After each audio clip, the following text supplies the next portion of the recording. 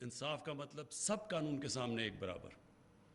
जब कानून के सामने लोग एक बराबर नहीं होते तो वो जंगल का कानून होता है, माइट इज़ राइट। और ये जो सारा शोर मचा हुआ है आपने, ये जो सारे माफियाज, कभी कोई माफिया खड़ा हो जाता है, कोई ब्लैकमेल करता है, इसका सिर्फ एक मकसद ये है कि अपने आप को कानून के ऊपर रखना चाहते हैं।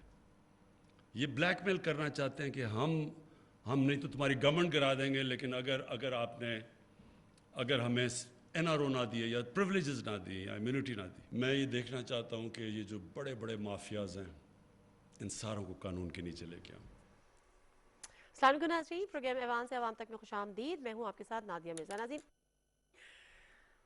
दो नहीं एक पाकिस्तान, ये वो नारा था जो पीटीआई की हुकूमत का एक मकबूल तरीन नारा था, और शायद वो यही नारा वजह भी बना, सबब भी बना पीटीआई के हुकूमत में आने का, क्योंकि एक मकबूल तरीन नारा था। उसके बाद आज भी हमने देखा कि वज़ीर आज़म साहब यही बात कह रहे थे कि कोई कानून से ऊपर नहीं है। आज भी जो उनकी जंग है वो करप्ट माफिया के खिलाफ है। आज भी वो कहते हैं कि इनको हमने एनआरओ नहीं देना। अकाउंटेबिलिटी अक्रॉस दी बोर्ड वाला हिसाब है, यानी एहतसाब से बालातर कोई भी नहीं होगा।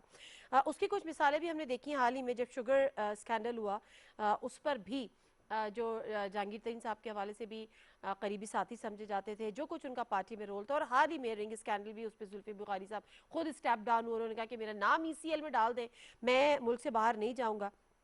फवाद चौधरी साहब जो कि वजीर इत्तलात भी हैं, उन्होंने भी कुछ ट्वीट्स की इसी हवाले से कि इमरान खान की हुकूमत में ही हो सकता है कि अगर इल्जामात लगें तो तहकीकात भी हों। नून लीग और पीपल्स पार्टी के दौर में मीडिया के गले बैठ जाते थे, लेकिन मजाल है कि कान पर जू भी रेंगे, ये निज़ाम में तब्दीली है। साथ ही उन्होंने कहा कि कमिश्नर ने इब्तदाई तहकीकात में इत्तलात की तस्दीक की। इब्तदाई रिपोर्ट के मुताबिक साबिक कमिश्नर रावलपिंडी और उनके साथ मजीद अफसरान इस स्कैंडल में शरीक थे। मजीद तहकीकात के लिए मामला मुतल्लिका इदारों को भेजा जाएगा। और ताहम उन्होंने ये भी कहा कि किसी वजीर या किसी मुशीर के इसमें मुलविस होने की कोई ऐसी इतला नहीं है।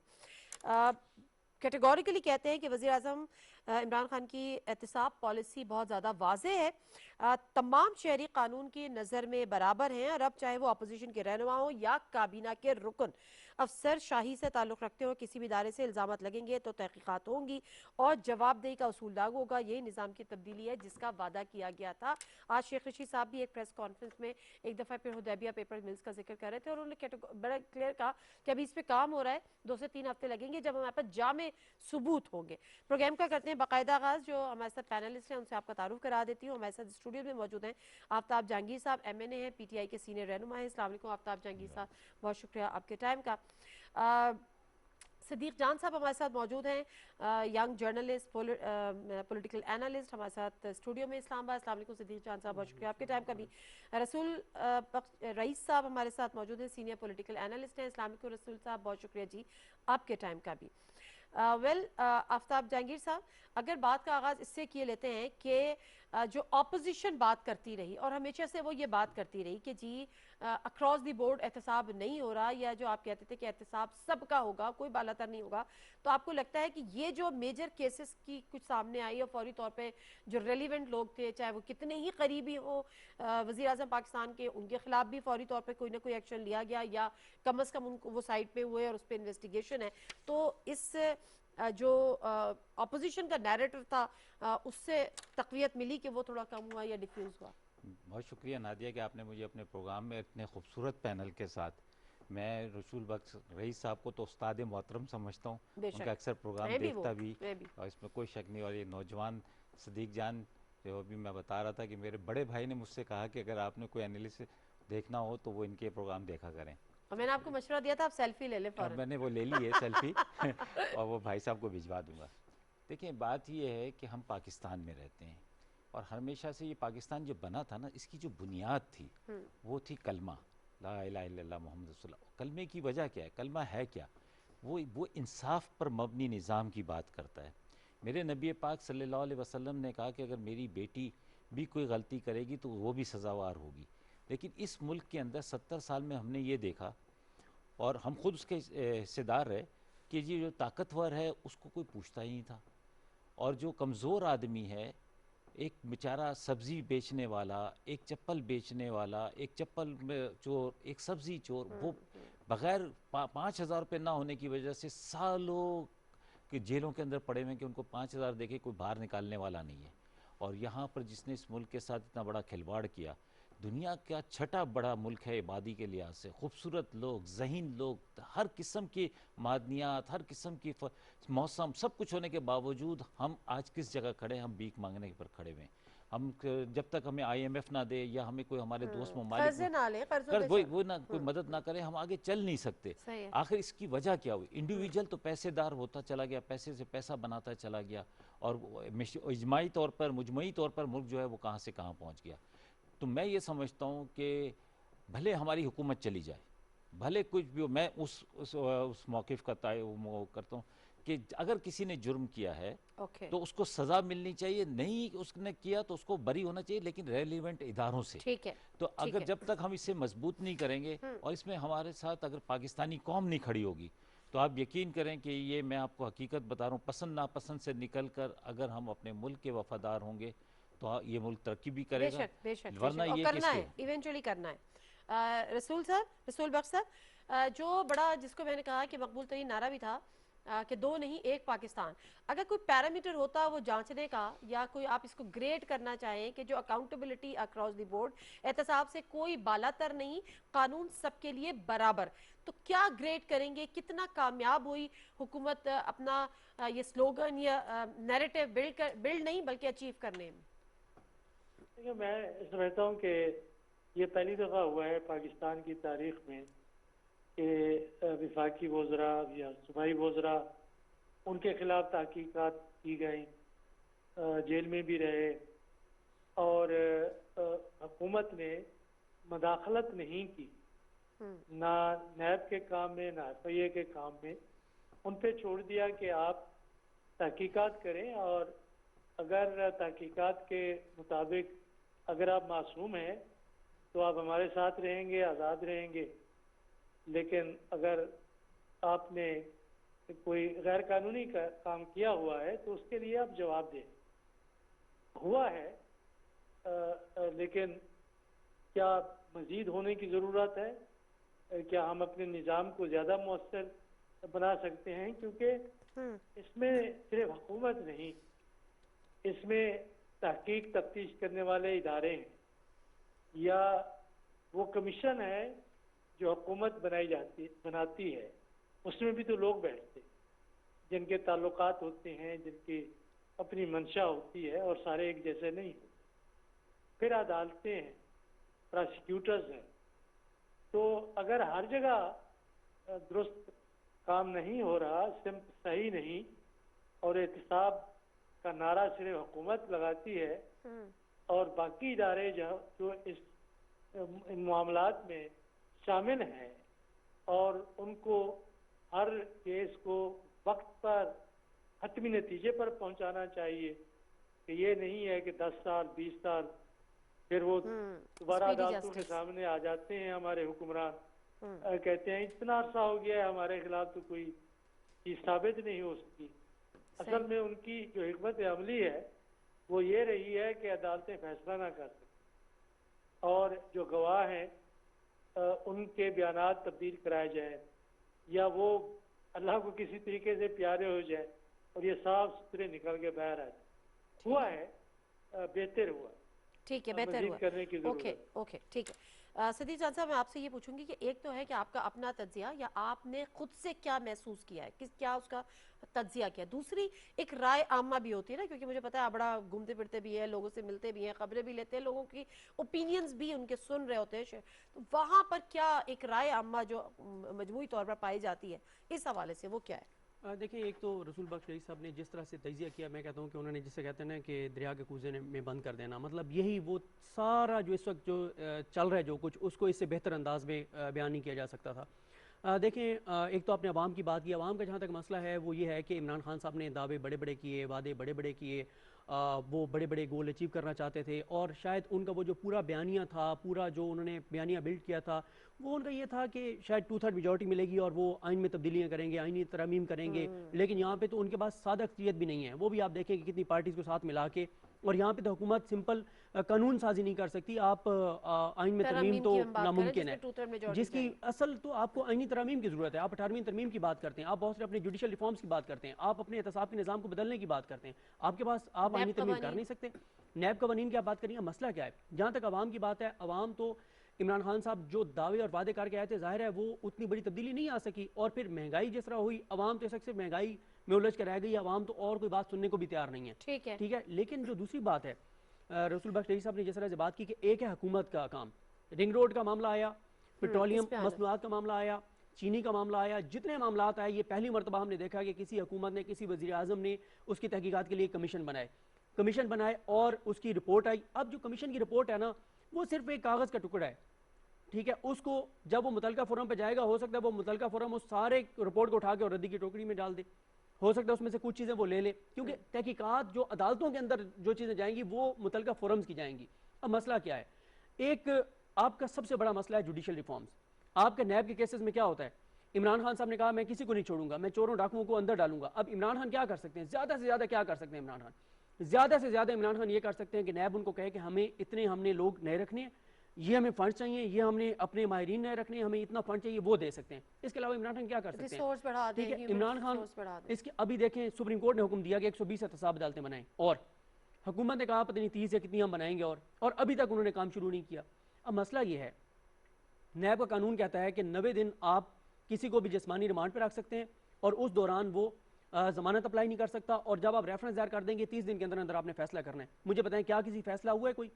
मसला यह है, असल आपका मसला जुडिशल रिफॉर्म्स का, असल आपका मामला है अदलिया का। इमरान खान ने एक इंक्वायरी करवाई, इंक्वायरी रिपोर्ट आ गई, वो एफआईए को भेज दी, नैब को भेज दी, तमाम इदारों को भेज दी, शुगर कमीशन की इंक्वायरी रिपोर्ट आप देख लें, भेज दी ना, क्या चीनी सस्ती हो गई है? ठीक है, मसला है आपका अदलिया का। आपका भी जो रिपोर्ट है इंटरनेशनल, जिसमें आपका अदालती निज़ाम 128 मुल्कों में 121वें नंबर पर है, यानी सिर्फ 7 मुल्क दुनिया के ऐसे हैं जिनका निज़ाम में इंसाफ आपसे बदतरीन है, आप 121वें नंबर के ऊपर हैं। असल मामला है अदलिया, वहां पे इंसाफ होने हैं, वहां पे फैसले होने हैं।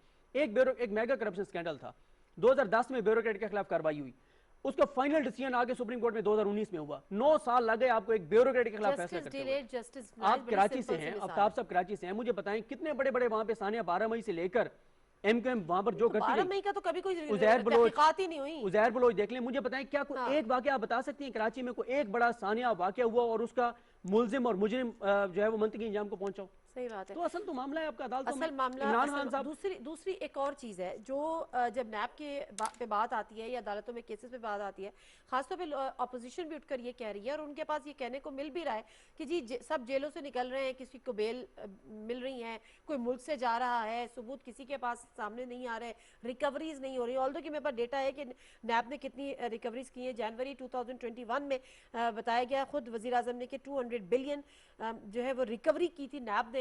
तो लेकिन फिर ये रिकवरीज डिफरेंट, लेकिन वो जो एक जो बड़ी मछली है ना वो वाली रिकवरीज, तो वहां पर वीकनेस कहां पर है? प्रोसिक्यूशन में वीकनेस है आप लोगों के पास, या एविडेंसेस होते हुए कलेक्ट नहीं होते? क्या वजह है कि ये अपोजिशन को एक नारा मिलता है कि जी देखें जी हुकूमत पकड़ देती है, इंतकामी कार्रवाइयां होती हैं और फिर हम विक्ट्री के साइन बनाते हुए बाहर आ जाते हैं, अगले इलेक्शन की तैयारियां कर लेते हैं। अच्छा नादिया, पहली बात तो ये कि जो आपने अभी बात की ना नैब की, मैं भी अक्सर ये कहता हूँ कि आप 2 करोड़ के वकील के आगे 50,000 वाला वकील खड़ा करेंगे हैं, तो उसकी क्या तैयारी होगी, क्या होगा, वो क्या करेगा है? और फिर दूसरा ये कि यहाँ तो चेहरे भी बिकते हैं। बात ये है कि अभी जो जानने की बात, ये कितने बड़े, ये मुझ पर नहीं, मैं तो बहसियत पाकिस्तान हूँ ना, लेकिन एक इदारा भी तो हो ना कि 128 में से 121 नंबर पे अगर उनकी हमारा निज़ाम होगा तो उस इदारे को नहीं सोचना? सर वो तो चले एक इदारे की बात है ना, मेरा पॉइंट इससे ये है कि ये जो हमेशा से ये एक इम्प्रेशन आता है कि आपकी प्रोसिक्यूशन बहुत ज्यादा वीक है, जो एविडेंसेस रिक्वायर्ड होते हैं वो अदालतों में पेश नहीं होते। उजैर बलोच का केस मैं आपको वही बदनामी ज़माना, आप भी बेहतर जानते हैं। वही आपको बताना चाह रहा हूँ, तो क्या इदारे को शर्म नहीं आएगी? मैं तो देखिए खुल के बात कर रहा हूं। इदारे को छोड़ देना। नहीं सर, उसकी वजह है कि देखिए ये सारी चीजें लिंक तो उसी इदारे के साथ है ना। हाँ, लेकिन इदारे के साथ अपनी जगह है। प्रोसिक्यूशन होगी तो उस इदारे लेकिन सर कोर्ट्स के अंदर होगी ना। माजरत के साथ मैं यहाँ पर कहना ये चाह रही हूँ कि जब हुकूमत ये बात करती है, मेरा सिर्फ पॉइंट ये था कि अगर हम हुकूमती अपनी सफ़ों पे देखें तो हमने उस्मान बुज़दार को भी अदालतों में जाके बयान देते देखे, हमने अलीम खान को जेल में जाते हुए भी देखा, फिर हमने जहांगीर तरीन साहब की एग्जाम्पल भी यहाँ पर कोट की, और अब हमने हाल ही में जुल्फिकार कारी साहब जो कि मतलब बड़े क्लोज रहे हैं और बड़ा ये चीज़ है। तो हुकूमत जो अपने तई इक़दामात कर रही है या खुद ये कम से कम चीज रजिस्टर हो रही है कि एहतसाब से बालातर कोई नहीं है, तो हर्डल्स कहाँ पर आ रही है सर कि लोग? अभी आपने नादिया बात की उज़ैर बलोच की, मैं और आप कराची से ताल्लुक़ रखते हैं, तो कराची का तो बच्चा बच्चा उज़ैर बलोच के नाम से वाकिफ़ है, पंजाब पाकिस्तान के लोग भी वाकिफ़ होंगे। आखिर ऐसी क्या वजह है कि जिसको हर आदमी जानता हो, बच्चा भी जानता हो, उज़ैर बलोच फ़ौरन, लेकिन अदालत उसे बरी करती थी। प्रोसिक्यूशन तो है, यही तो मैं आपसे क्या कह रहा हूँ कि जब आप उसमें अदालतों का कसूर नहीं है ना, एविडेंस नहीं ऐसा देंगे देखिए तो मैं आपको यही बताऊं, अदालतों का कसूर ये होता है कि जिससे जो अभी आप रसूल भाई ने जो बात की थी कि जब आप डिले करते जाएंगे तो फिर चीज़ें इसी तरह बिगड़ती चली चले जाती हैं। ठीक है, मैं जरा ठीक है, मैंने डॉक्टर साहब की तरफ भी जाती हूँ। डॉक्टर साहब, यहाँ पर वही बात हो रही है कि ऐसी कोई मिसाल हमने पिछली हुकूमतों में क्या देखी कि जुल्फी बुखारी साहब जो डेफिनेटली वज़ीर आज़म साहब के बड़े करीबी में माने जाते थे, वो कहते हैं कि जी मेरा नाम आप ECL पे डाल दें, मैं पाकिस्तान से बाहर कहीं नहीं जाऊंगा, ना मुझे जाना है जब तक मुझे क्लियरेंस नहीं मिल जाती है। मैं मेरे ऊपर से जो मेरे ऊपर ये इल्ज़ामात अगर किसी रिपोर्ट में आए हैं या जिनका इजहार किया जा रहा है वो चीज़ क्लियर नहीं हो जाते। दूसरी साइड अगर हम देखें तो हुदैबिया केस जो अब हुकूमत करने जा रही है, उससे पहले वो कहीं खुला नहीं, कुछ नहीं हुआ, और जिनके ऊपर केसेस है, जो कन्विक्टेड है, वो मुल्क से बाहर है। सर ये फिर कौन सा पाकिस्तान है? देखिए, पाकिस्तान एक होना चाहिए, दो नहीं होने चाहिए। जाहिर है। उसकी मिसाल मैं आपके सामने रखता हूँ कि अगर आपने देखना है कि कानून के रखवाले और कानून दान, तो आप उनका देखें कि कैसे निज़ाम में हम काम कर रहे हैं, जी रहे हैं। कि उसके लिए आप एफेट मरकज चले, बच्चों के खेलों के मैदानों पर कब्जे करके घर बनाए हुए हैं, दफ्तर बनाए जी, फुटपाथों पर, कार पार्कों पर फुटबॉल आप गुजर नहीं नहीं, मेरा सकते। तो हल्का ही यही है ये कराची, ये मेरा वो हल्के के लोग अंदर है ही हैं यही सब कुछ। नहीं नहीं, ये जो एफिड कचहरी की बात अदालतों कर रहे हैं में जहाँ पे जाके फुटबॉल पेश ग्राउंड का होके वकीला ने बनाए हुए थे चैंपियंस। अदालतों को बताते हैं कि मुल्क का आइन क्या कहता है, कानून क्या कहता है। अगर हमारी कौमी सोच ये हो कि मैं वहां जाऊं या आप वहां जाएं, आप वहां से गुजर नहीं सकते, गाड़ी नहीं कहीं खड़ी कर सकते। दुनिया में कहीं देखा है कि आप फुटपाथों पे पार्किंग की जगह पे कब्जा करके आप बनाएं, और इलाज कौन कर रहे हैं? उनकी जो एसोसिएशन है, अंजुमन है, वो इलाज कर रही है। उसके पास वो मालिक है वहां की पब्लिक प्रॉपर्टी की। ये लाकानूनियत मुल्क के अंदर है। ये लाकानूनियत अगर उस तबके में हो जो कानून समझते हैं, जहाँ पे जज़ा और सजा के मामलात डिटरमिन होते हैं, तो बाकी की हम क्या बात करें। उज़ैर बलोच की आप कह रहे थे, मैं देख रहा था कि जो अखबारों में खबरें आ रही हैं कि जी ये 15वें केस में बरी हो गए, 50 केसेस हैं, 15 केसेस में बरी हो चुके हैं वो। माशाअल्लाह, हम दादी देते हैं अदालतों को कि इंसाफ के मुताबिक वो चल रहे हैं। अल्लाह करे ऐसा इंसाफ बाकी कौमों में भी हो, ताकि उनको भी पता चले कि हमारा इंसाफ कैसा है। सर लेकिन ठीक है सर, आपकी बात बिल्कुल दुरुस्त है। डॉक्टर साहब, मैं बड़ी माजरत के साथ और रिस्पेक्ट के साथ मैं आपसे को इंटरव्यू करके ये एक बात आगे बढ़ाती हूँ कि हर दफ़ा बात हुई, इवन हुकूमत ने बात की जुडिशल रिफॉर्म्स की। मुझे याद है एक तकरीब से मेरा ख्याल है सिद्दीक जान भी वहाँ पर थे, जहाँ पे साबिक चीफ जस्टिस उन्होंने जुडिशल रिफॉर्म्स की बात की थी, और justice chief justice Asif Saeed Khan Khosa साहब ने, नहीं खोसा साहब ने नहीं, जो साकिब निसार। डैम वाले जो थे, साकिब निसार साहब। साकिब निसार साहब, डैम फंड जिन्होंने करा था, तो उन्होंने भी बड़ी बात की थी। उन्होंने दोहराया था कि हम किस निज़ाम को लेकर चल रहे हैं, खुदा के लिए आप जुडिशल रिफॉर्म्स लेकर आए। हुकूमत ने कहा अपोजिशन को कि आप आइए मिलकर बैठते हैं, जुडिशल रिफॉर्म्स की ज़रूरत है, इलेक्टोरल रिफॉर्म्स की ज़रूरत है। अब हुकूमत के पास वो तादाद नहीं है कि वो खुद से कोई अमेंडमेंट लेकर आ जाए, ये रिफॉर्म। तो सर इसमें फिर किसका कसूर है? ये किसी एक पाकिस्तानी को, अवाम को समझाने की ज़रूरत है या नहीं है? देखिए, हम हुक्मरान तबका में आपके जो हुक्मरान तबका है उसमें कौन है? आपके इदारे हैं, जिस तरह से अदलिया है, नौकरशाही है, सलामती के इदारे हैं, आपकी बिजनेस कम्युनिटी है, आपका जिम्मेदार सजादा नशीन सियासतदान है। ये वो लोग हैं जो हुक्मरान तबके में शामिल होते हैं। जी हुक्मरान तबके में अगर आपको बिल नहीं ठीक कराना पड़ता, आपका बिल गलत नहीं आता, आप कभी अपना टोकन देने के लिए लाइन में नहीं खड़े होते, आप टैक्स भी नहीं देते या कम देते, और आपकी मराहत माशाल्लाह सड़कों पे आए तो हमारी ट्रैफिक बंद हो जाती है कि ये हुक्मरान तबके के लोग गुजरेंगे, उनको खतरा है, उनकी सलामती के लिए आगे पीछे गाड़ियां और हम इंतजार में खड़े। तो जो हुक्मरान तबका वो कुछ मेरे ख्याल में मुल्क में कुछ ज़्यादा से ज़्यादा 400-500 खानदान है ऐसे जी जो हर जगह के ऊपर फैले हुए। वो नहीं चाहते कि आपका अदालती निज़ाम ठीक हो। दुनिया में कोई मुकदमा है उसके लिए तयन कर लिया जाता है कि ये फलां तारीख को केस होगा, इतना दिन ये केस चलेगा, इतना दिनों के बाद फैसला होगा, इतना वक्त प्रोसिक्यूशन के पास है, इतना वक्त डिफेंस के पास है, और मुकर्रर होता है वक्त। यहाँ पे कोई तुक बनती है कि आप किसी के खिलाफ मनी लॉन्ड्रिंग का है, रिश्वतस्तानी का है, मुल्क लूटने का है, हाँ और कि आज वकील की तबीयत खराब है, आज वकील उस अदालत में गए हुए हैं, आज वकील की भैंस ने दूध नहीं दिया। दुरुस्त दुरुस्त देखिए मुख्तसरन, हाँ ये इस किस्म के बहाने होते हैं कि आप अगर जजमेंट पे जजमेंट लेते रहें, साल गुजर जाए, क्या इंसाफ आप ले सकते? ठीक वो है। पहला सबक जो पढ़ाते हैं कि justice delayed is justice denied. जी बिल्कुल सर। जो हुक्मरान तबका है वो नहीं चाहता कि आपका निजाम, आपका सियासी निजाम ठीक सर हो। सिर्फ हुक्मरान या अशराफिया की आप बात कर रहे हैं, मतलब जो सियासी लोग हैं जिनके वेस्टेड इंटरेस्ट कह लीजिए या पर्सनल और पॉलिटिकल इंटरेस्ट कह लीजिए, उनको ये रिफॉर्म सूट नहीं करते? नहीं, उनको बिल्कुल नहीं चाहिए। ठीक उनको है। अगर आप कानून की हुक्मरानी जिसकी हम बात करें, एक पाकिस्तान सब के लिए एक कानून, कानून के सामने सब बराबर, कानून से कोई मुहावरा नहीं, अगर ये बनाते हैं और अगर वही अदालती निज़ाम जो मगरब में जमहूरियत में आप लाते हैं वो होंगे, तो मेरे ख्याल में आपको मेरी तरह ज्यादा लोगों को आप पाकिस्तान की सड़कों पर आजाद फिरता हुआ नजर नहीं देखें। ठीक है।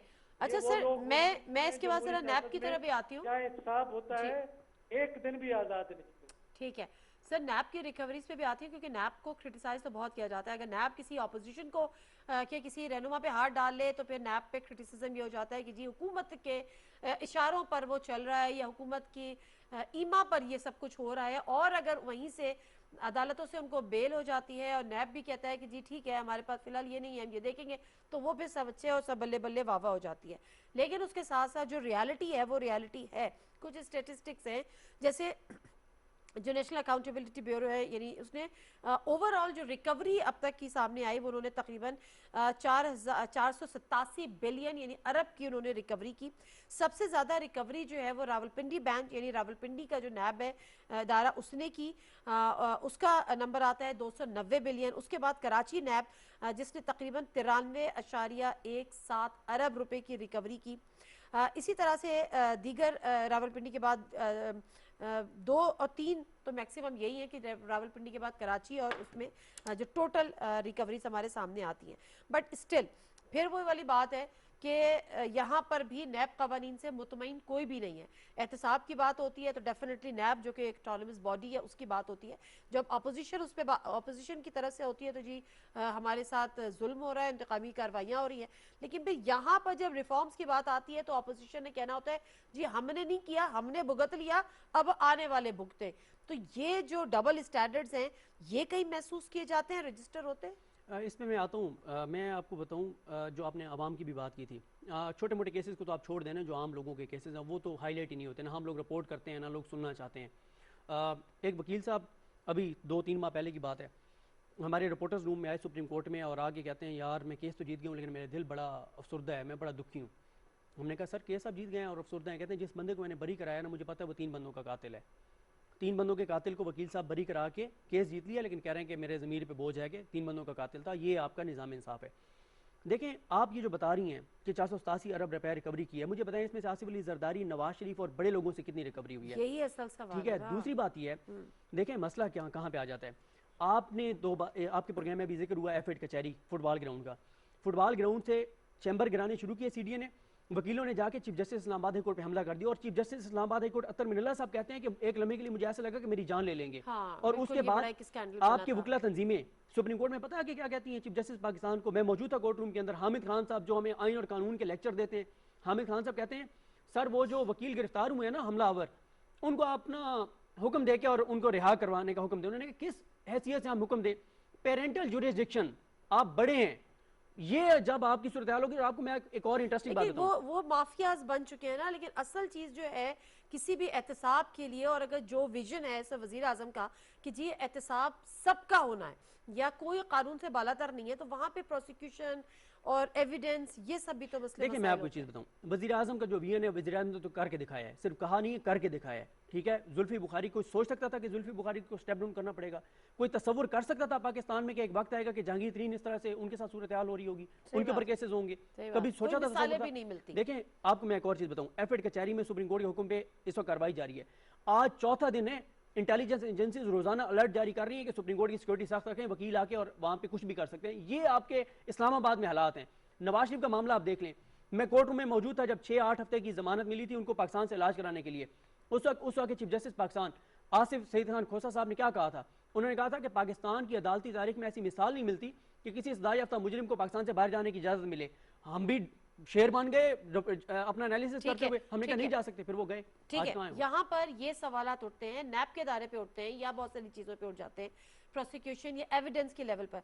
सर सिर्फ फिर बात हो जाती है, जिस तरह से सदीक जान ने भी बात उठाई कि फिर क्या फ़ायदा ऐसी कार्रवाइयों का? शहबाज शरीफ साहब जेल में रहते हैं, फिर वो बाहर आ जाते हैं विक्ट्री का निशान दिखाने, फिर यही चीज़ हमजा के साथ होती है। रिकवरीज जो अच्छा, रिकवरीज हमने जरदारी साहब से, नवाज शरीफ साहब से जो वो ये थी वो नज़र नहीं आ रही। नादिया अभी आपने पूरा एक फिगर्स बताई, ये पता है एक्चुअल फिगर कितनी है? हमने तो ये कहा कि जी नैब ने 400 ये 1900 अरब रुपया रिकवर करना था। ये 25% देकर प्ली बार्गेन हुई हुई रिकवरी है, ये वो नहीं है। फिर वो फिर वही आके बड़ी बड़ी पोस्टों पे बैठ जाते हैं। सिंध में ये हुआ है। हाँ मैं यही तो प्ली कह रहा हूँ, बार्गेन कर 1900 करके दोबारा अरब उन्हीं सीट ये पे कोई बैठे इतनी हुए खुशी की बात नहीं है। अफसरशाही। उनसे रिकवर 100% करके उनको जेलों में डालना था, उनको जिंदगी भर के लिए बैंड करना चाहिए था कि जी अभी किसी हुकूमतों की पुष्ट बनाई है ना, तो सिंध मैं हुकूमत यही तो की बात मुकम्मल करूँ कि तौर नहीं पे पुष्ट निज़ाम बनाई है। हमारे सिस्टम की, हम उसके अंदर ऐसी कानून साजी नहीं कर सकते नैब के कानून के अंदर। जब हम बात करते हैं कि जी इसको पार्लियामेंट में लेकर आओ, उसके अंदर बेहतर कानून साजी करनी चाहिए, तो वहां पर वो कहते हैं नहीं, ये वाली ऑपोजिशन कहती है। देखिए मैं इसलिए ऑपोजिशन का लफ्ज़ इस्तेमाल कर रहा हूँ, उसमें हो सकता है हमारे ट्रेजरी बैंक के भी लोग होंगे जो उनकी हिमायत कर रहे होंगे कि ऐसे नरम कानून होने चाहिए कि जी किसी के ऊपर हाथ ना पड़े कुछ हमारे, क्योंकि हर आदमी इस इमाम के अंदर नंगा है। देखिए अगर मैं मुझे कोई खौफ नहीं है तो मैं तो कहूँगा सख्त से सख्त कानून हो। मैं क्यों कहूँगा कि भाई बड़ा सॉफ्ट कानून बनाए जाए? मतलब ये क्या वजह है? हाथ औला रखें। हाँ हाथ क्यों रखें भाई? अगर जब चोर के हाथ ही काटने हैं तो फिर इस पे क्यों जाना है कि जी इसने छोटी चोरी की है या बड़ी चोरी की है? लेकिन क्या है कि कोई तो इसके लिए तैयार नहीं है। आप वाली बात कि जी जरदारी साहब हो गया या नवाज शरीफ हो गया या जुल्फी बुखारी हो गया या जहांगीर तरीन हो गया, कोई भी हो गया, अगर उसने कोई जुर्म किया है तो उसके साथ वही सलूक होना चाहिए जो एक आम पाकिस्तानी के साथ होना बिल्कुल चाहिए। ठीक है। ऐसा होता नहीं है।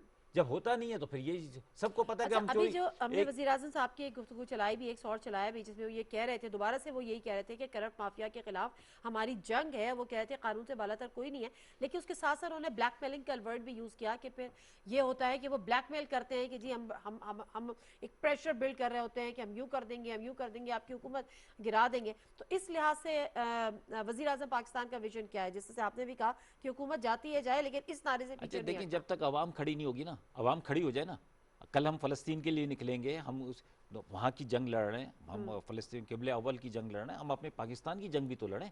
आवाम निकले, क्या है कि इमरान खान साहब आपने बिल्कुल नहीं छोड़ना किसी को, जितना मर्जी प्रेशर आए, जितना मर्जी हमें पेट पर पत्थर बांधना पड़े, हम चीनी भी सब महंगी ख़रीद लेंगे, आटा भी महंगा ख़रीद लेंगे, लेकिन इंसाफ को मत छोड़िएगा अपने हाथ से। फिर देखें आप कितने ताकतवर बनकर इमरान खान आता है। लेकिन जब लोग फूल बरसाएंगे गाड़ियों के ऊपर, ऐसा लगता है जैसे शादी में जा रहा है या शादी से आ रहा है, किला फतह किया पता नहीं क्या कोई कारनामा अंजाम देकर आ रहा है, कोई कब जीत कर आ रहा है क्या। मतलब खुदा को माने यार कि चोर जाता है। अब ये तो बड़े आपकी दिखाते हैं ना तस्वीरें, जो छोटे चोर हैं ना वो भी जब घर से थाने से निकलते हैं, जेल से निकलते हैं ना, उन्हें भी हार पहनाए जा रहे होते हैं। मतलब ये कोई तरीका नहीं है। इस तरह तो कौमें कभी भी तब्दील नहीं होंगी, कभी तरक्की नहीं करेगा, इसी तरह चलता रहेगा। अल्लाह ने वादा किया है, ठीक है, समझे ठीक ना, है। ये पाकिस्तान ताहयात कायम रहेगा, वो अंडू लेकिन नहीं कर सकता, हाँ, सही। कुछ नहीं कर कायम सकता। रहना तो बहुत अच्छी बात है, लेकिन तरीके से भी रहे ना, मतलब सिस्टम में जो रिफॉर्म्स हैं उनकी ज़रूरत है। मुझे याद है अभी हर दफ़ा वज़ीर आज़म साहब ये बात करते हैं कि मैं एनआरओ नहीं दूंगा, ये एनआरओ की कोशिशें जारी हैं। और फिर जो अपोजिशन से कहो तो वो अपनी एक तफसील और डिस्क्रिप्शन उसको बयान करती है। डॉक्टर साहब, हमें आपको अच्छी तरह से याद है, जो बाद में बड़ा पब्लिक भी हुआ, सोशल मीडिया की जीनत भी बना, हर एमएनएस एमपीएस के पास भी था जो गवर्नमेंट के स्पोक्स पर्सन है, पे मीडिया पर भी डेफिनेटली आया। फैटफ के बिल के मामले पर बाकायदा तौर पर कुछ सिफारिशात अपोजिशन दी, लिख कर दी, बजाय इसके कि नैब कवानीन के हवाले से बात की जाती है, उस पर सिफारिशात होती या कानून तगड़ा करने की बात होती कि कोई जुर्म करने का सोचे नहीं और उस कानून का इस्तेमाल भी हो। बजाय इसके कि मजीद सिफारिशात दी गई कि ये भी ना हो, इस साल से पुराना कोई केस भी ना उठाया जाए, 1 अरब से कम का केस भी ना उठाया जाए, या इस तरह से तमाम चीजें। तो सर उसके बाद फिर दूसरी तरफ क्या बात रह जाती है अपोजिशन के पास, वो कहते हैं कि जी हम तो एनआरओ किसी को नहीं मांग रहे, और फिर जब वजीर आजम साहब कहते हैं कि एनआरओ नहीं दूंगा तो उस पर उसको मज़ाक़ खेज़ बना के पेश किया जाता है। ये मिसाल नहीं थी एनआरओ मांगने की, आपको लगता है? देखिए, अगर किसी को कोई शक है कि वो एनआरओ नहीं मांग रहे तो उनकी तरफ से जो तजावीज़ है उनको सामने रख के आप देख लें कि 1 अरब रुपए की करप्शन कोई करप्शन नहीं है। और ये तरामीम मुझे नहीं मालूम कि किसने डाली थी, किस हुकूमत ने, लेकिन इस हुकूमत ने तो वो तरामीम नहीं की कि प्ली बारगेनिंग करें।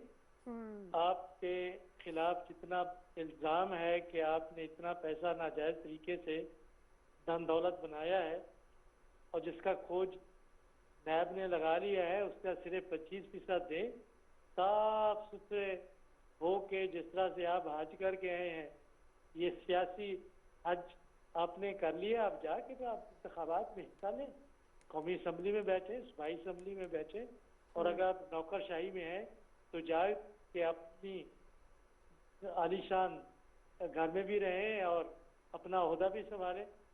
ये एहतसाब नहीं है, और ये सिर्फ रियायत रखी गई है कि पैसा बस इतना बनाओ कि खुदा ना खास्ता अगर पकड़े भी जाओ तो जान छुड़ाने के लिए आपके पास वसायल होने चाहिए, भारी भरकम वकील, या जितना कमाओ उसमें से अलग कर दो, ये प्ली बार्गेन की मद में वापस जी। देना। मैं तो जाती तौर पर ये जो प्ली बार्गेन के इतना पैसा आपने वापस कर लिया है, ये देखें कौमों की इंसाफ की बुनियादों पर तश्कील के लिए अगर आप 500 अरब रुपए भी आप इन बदकिरदार लोगों से ले लें, इन करप्ट लोगों से ले लें, ये कुछ नहीं है। कितना लोगों को आपने छोड़ दिया। कानून ये नहीं, अगर जो भी है, अगर आपने जुर्म किया है तो पैसे दे के आप बाहर नहीं, आपको जेल में जाना पड़े।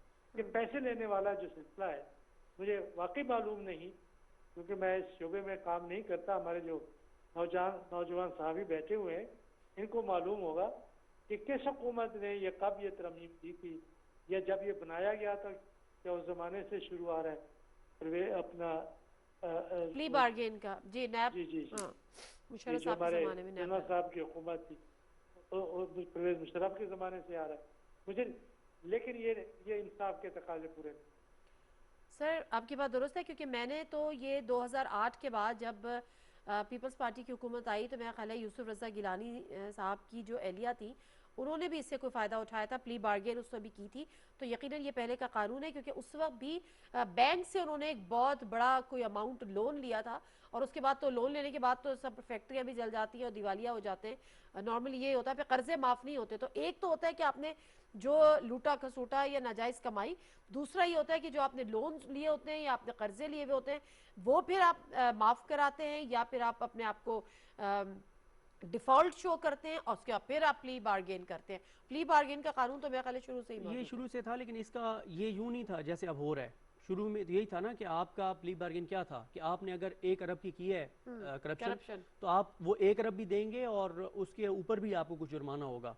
कानून तो ये था, कानून सिर्फ ये नहीं है कि आप उसका 1 अरब में 20 करोड़, जैसे आफ्ताब साहब ने कहा, ये बिल्कुल इन्होंने ठीक कहा है ये। और इसमें नहीं, प्ली बार्गेन तो ये नहीं था कि अगर आप जैसे आपने फॉर 25%, एग्जांपल, हाँ, 25%। ये 25% आप देंगे। इन्होंने अभी इसकी वजाहत भी की थी नैब की जानिब से कि ये हो यही रहा है जैसे आफ्ताब साहब बता रहे हैं कि आप थोड़ा सा पैसा दें, Exactly, लेकिन कम से कम इतना तो दें। लेकिन जो कानून है वो ये है कि आप जितना आपने करप्शन की है आप उतने ही पैसे वापस करेंगे, उतने ही आप पैसे वापस करेंगे, ये नहीं है कि, लेकिन चल प्रैक्टिकली वही रहा है जो आफ्ताब साहब बता रहे हैं। 25%। ये आपको अभी देखना आसिफ अली जरदारी साहब के केसेस, ये जो JIT बनी, JIT ने उन 36 ठेकेदारों के नाम भी बता दिए जिनको सिंध के ठेके दिए गए और उन्होंने किकबैक्स के पैसे मुख्तलिफ अकाउंट्स में जमा कराए और वो होते होते आसिफ अली जरदारी साहब तक आ गए।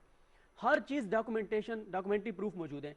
शहबाज शरीफ साहब का, आप जस्टिस असद गुराल साहब का फैसला अगर पढ़ें लाहौर हाई कोर्ट के, उन्होंने एक एक चीज़ बता दी है कि शहबाज शरीफ साहब की अहलिया के 29 करोड़ के असासे हैं, उनमें से कितने करोड़ जो हैं वो TTs के जरिए हैं, और TTs के जरिए पैसे किन लोगों के नाम से आ रहे हैं जो पाकिस्तान से बाहर ही नहीं कभी गए, बाहर कई नहीं तो गए। ऐसे हैं जो फौत हो चुके हैं। जरदारी साहब के केस में भी यही था। अब मुझे बताएं, जब डॉक्यूमेंट्स मौजूद हैं, आपने हुदैबिया का जिक्र किया, हुदैबिया में आप पढ़े उनका बयान इसाक डार साहब का, उन्होंने एक एक चीज बताई है, कैसे वो अकाउंट खोले काजी फैमिली के नाम पे, कैसे पैसे जमा करवाए, किस अकाउंट में जमा कराए, किस बैंक में जमा कराए, कब जमा कराए, किस तारीख को, एक एक चीज मौजूद है। 45 सफात पे ठीक मबनी है? उनका बयान है। हर चीज मौजूद है। और वो एक नीचे की अदालत में एक बंदा पेश हुआ, उसने कहा जी कत्ल का केस था, और वो खैर एक और मामला था, मसले की मामला, तो उसने कहा हाँ मैंने कत्ल किया है फलां बंदे को।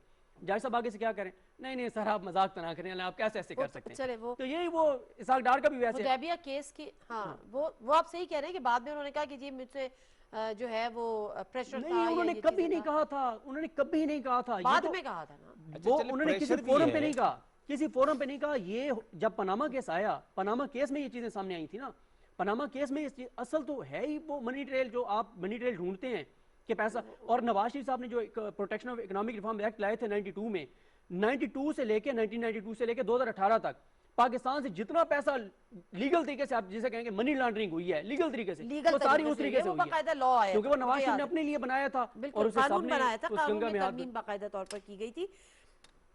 हुदैबिया केस, हुदैबिया केस वो केस है कि उसका चर्चा तो बहुत है, पनामा के दिनों में भी उसका नाम उठा, लेकिन हमें ये भी पता है कि उसका आज तक उसकी कोई एक भी उसका जिसको कहते हैं ना कि अदालती कार्रवाई हुई हो, ट्रायल हुआ हो, कोर्ट ट्रायल उस पर एक भी नहीं हुआ। अभी ये हुकूमत जो है वो हुदैबिया केस पर बात तो कर रही है, आज शेख रशीद साहब ने भी इस पर बात की है, लेकिन बात यह है कि उन जामे सबूत के साथ आगे बढ़े ताकि वो जो पैसा जो उसमें लूटा गया है उसकी रिकवरी हो। हुकूमत की इस लिहाज से तैयारी है। अच्छा देखिए नादिया, पहली बात तो ये कि मैंने एक किसी बड़े माहिर कानून को सुन रहा था, उसने कहा इस मास्टर ऑफ सारे केसेस का ये हुदैबिया भी है। जी जी बिल्कुल ठीक है ना। अच्छा, mother of cases, mother of cases है ना। अच्छा, बात ये है कि ये अदालतों का भी काम है, हुकूमत का भी काम है कि भाई लेकिन अगर अभी तो हुकूमत ही लेके जाएगी मैं ना। वही कह रहा हूँ कि हम क्यों इतने कमज़ोर केसेस बनाते हैं या उनकी एविडेंस हमारे पास नहीं होती कि जो हम अदालतों में पेश नहीं कर सकते। लेकिन जब ये जैसे भी बताया कि हर चीज़, जैसे इसाक डार साहब ने कोई ने किसी ने बंदूक अगर रख भी दी है ना कनपट्टी के ऊपर, तो इतनी तफसील नहीं बता सकता घबराहट के अंदर। वो मैं बता रही हूँ ना कि 45 सफ़ात पे तो मबनी मतलब ये उनका वो इसका मतलब कोई बयान है। सब पूरा चीज़ें मौजूद है, तरीक़ेकार हर उन्होंने चीज़ उसमें मौजूद है, बताया। फालूदा वाला भी मौजूद है, पकोड़े वाला भी मौजूद है, सब मौजूद हैं, एविडेंस सारे मौजूद हैं। अगर विल हो, अगर अदालतों की विल हो। सर अदालतों की विल की बात नहीं है, जहां नहीं देखें, अदालतें फैसला एविडेंस की बुनियाद पे करती हैं, अदालतें फैसला प्रोसिक्यूशन पे करती हैं। जब अगर आपकी प्रोसिक्यूशन ही कहीं ना कहीं मैं वही तो कमजोर कह हो रहा हूँ कि जाएगी, जब प्रोसिक्यूशन कमज़ोर होगी, मैं जब 50,000 की बात करता हूँ तो उसका मतलब ये होता है कि कमज़ोर आदमी जब भी आप लेंगे किसी ताकतवर के सामने तो वो मुश्किल में पड़ जाएगा, समझे ना।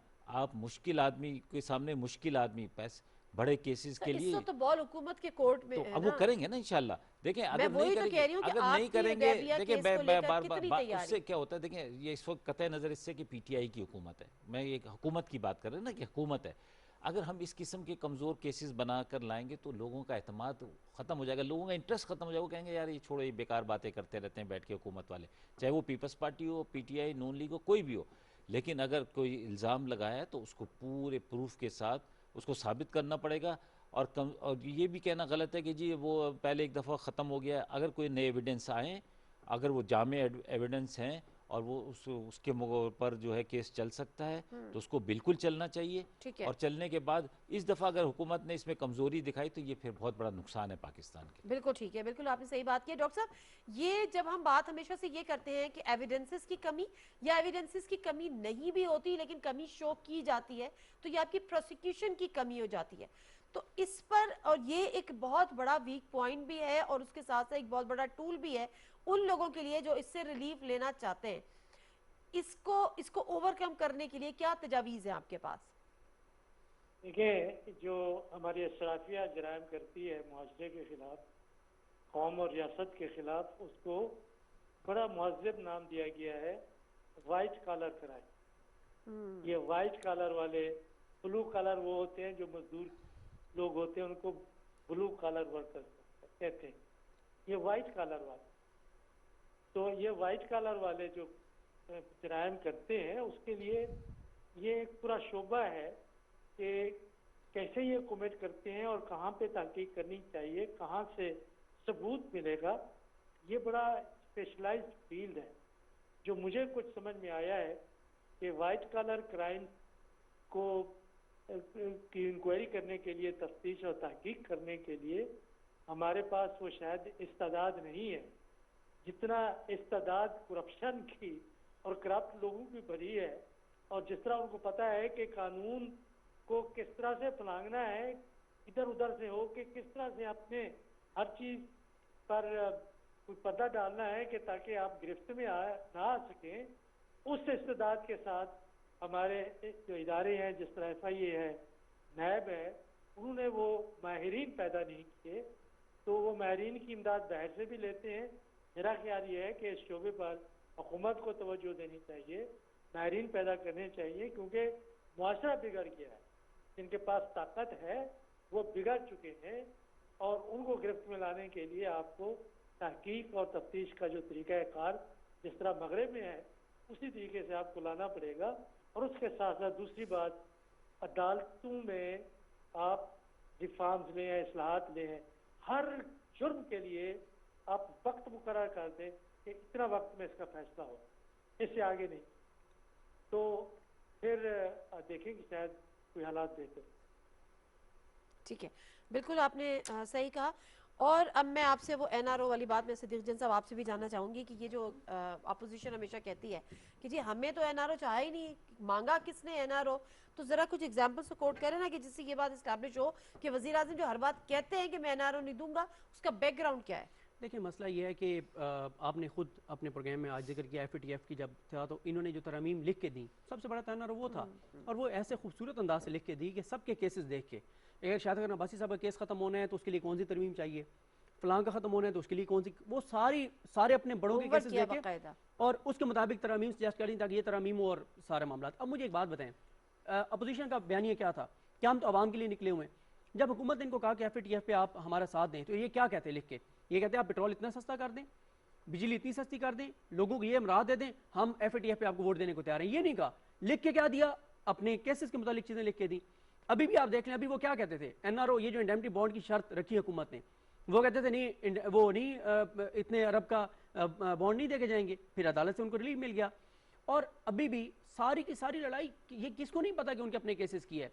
अभी भी जहां जहां वो कह रहे हैं कि हमारी सुलह हो गई है और हमारे मामला तय हो गए, तो अगर वो आवाम के लिए लड़े थे तो आवाम को क्या मिला है कि आपने जाके, आप जो कह रहे हैं कि आवाम के लिए हम लड़े थे, तो फिर आपने आवाम को क्या लेके दिया जिसके बदले में आपने सुलह किया। सबको पता है उनके अपने केसेस हैं। अभी भी देख लें, वो जब नवाज शरीफ साहब को बाहर भेजना था, अब शहबाज शरीफ को बाहर भेजना है, मरियम के केसेस खत्म कराने हैं। और जो आप प्रोसिक्यूशन की बार बार बात कर रही हैं ना कि अच्छा, एक सेकंड माजरत, प्रोसिक्यूशन से पहले ये जो हम बात कर रहे हैं ना कि FATF में का मामला था, वो बिल वो करना था, उसको बिल को मंजूर, चूंकि ये FATF का मामला था और उसमें पाकिस्तान को ग्रे लिस्ट से निकलने की वो कोशिशें करनी थी। उसके साथ जो तरमीम अपोजिशन, उनका कनेक्शन क्या बनता था, मतलब वो तरमीम जो वो चाहते थे कि हुकूमत ये कर ले तो फिर हम हुकूमत को हम सपोर्ट करेंगे, उनका आपस में कनेक्शन क्या था? कोई कनेक्शन नहीं था, ब्लैकमेलिंग थी, बिल्कुल ब्लैकमेलिंग थी। और मैं ये अर्ज कर रहा था, जो प्रोसिक्यूशन की बात है वो बहुत इंपॉर्टेंट है। देखिए, प्रोसिक्यूशन अगर गलत हो रही है ठीक है, अदालतों के पास सुप्रीम कोर्ट है, 184(3) भी है, 187 भी है। ठीक है। सुप्रीम कोर्ट के पास मुकम्मल इंसाफ के लिए इतने इख्तियारात हैं कि वो कोई भी हुक्म जारी कर सकते हैं। ठीक है, तो आप प्रोग्राम का वक्त जो गलत बिल्कुल प्रोसिक्यूशन खत्म वाले हो उनको गया भी है, तो सुनाएंगे प्रोग्राम का ना। वक्त बिल्कुल खत्म हो गया है। सर कोई लास्ट कमेंट करना है, वन लाइनर दीजिएगा। देखिए जी, मैं तो ये समझता हूँ कि लोग आजकल ट्वीट कर रहे हैं ना, स्टैंड विद इमरान खान। मैं कहता हूँ stand with Pakistan. Not Imran Khan. नहीं, पाकिस्तान है तो मैं और इमरान है ना। ठीक है, ठीक है, बहुत शुक्रिया आपका जहांगीर साहब, बहुत शुक्रिया सिद्दीक चांद साहब, डॉक्टर रसूल साहब आपका भी बहुत बहुत शुक्रिया। मुख्तसरन ये है कि हुकूमत, इसमें कोई शक नहीं है कि जो वज़ीर आज़म का विजन है वो ये है कि बिला इम्तियाज़ कार्रवाई, लेकिन जो कानूनी जो लेजिस्लेटिव हर्डल्स हैं उनको ख़त्म करने के लिए उनको असेंबली में अक्सरियत भी चाहिए, लोगों की विल भी चाहिए और उन्हीं पॉलिटिशियंस की विल चाहिए जिनमें इस वक्त विल मौजूद नहीं है। प्रोग्राम से दीजिए नादिम मिर्ज़ा को इजाज़त। अल्लाह हाफ़िज़।